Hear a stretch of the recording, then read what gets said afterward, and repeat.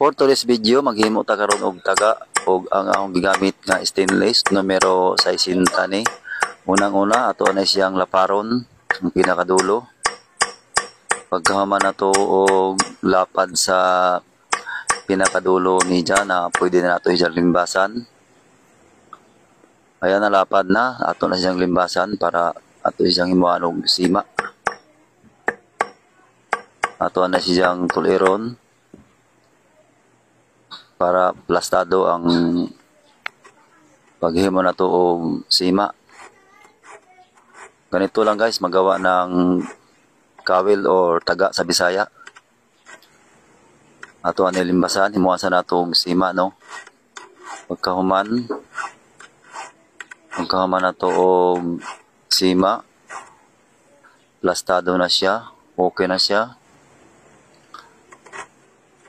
Ato anay pagihan og lagaring bakal para medyo malalim yung pinakasima niya. Kasi medyo mababa lang yung sima niya. Pagkatapos, ayan na, medyo malalim ng sima. Ato na siyang haitan.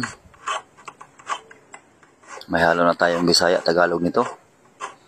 Atong haitan, tapos pagkahuman og hait sa tumoy. Ato na dyan na siyang bawgon. Yan na guys, tapos na pag palinis, ato na siyang bawgon. Kung kana nga size, kana kadako nga size ang atong gamiton sa ijang hulmahan. Gamitan natong hulmahan kay para plastado ang pagbawog niya. Butan nato diha sa atong plasteranan nga kahoy. Kailangan matibay para dili siya mulihok. Inigbahog nato sa stainless nga taga nga atong gihimo. Yan. Tapos yung pinakasima niya ato nato ibutang sa maijang hiwa. Kung nakita niyo may ijang hiwa, ato nato ibutang ang ijang sima para pagbawog dili siya madaot, di masira yung sima. Yan.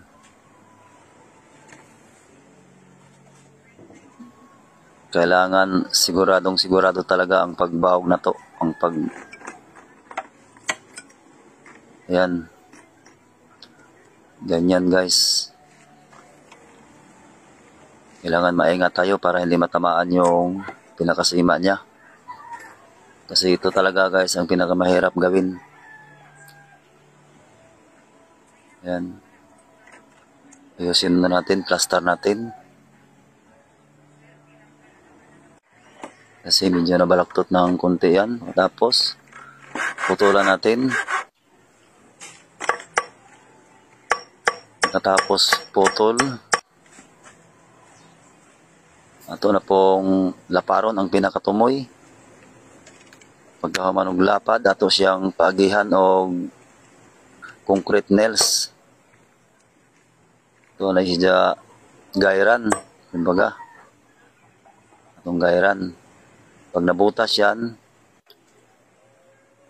pwede na siyang ibarina. Kaya nabutas na. Ato na siya karong barinahan. O kini mo itong gigamit nga talim medyo gamay, maliit siya. Kailangan hindi malaki para hindi sira yung butas ng kawil or taga. Yan. Nga narakataasa ang atong ipalabaw sa atong barina para dili siya mabali inig barina na nato. Kailangan dahan-dahan lang. Yan, ganyan. Madali lang guys magawa ng kawil. Sana may matutunan kayo rito.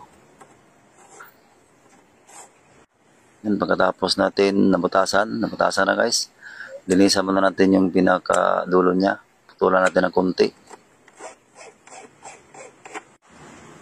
Yan, linisan na natin yan para maganda tingnan. Ayan, tapos na.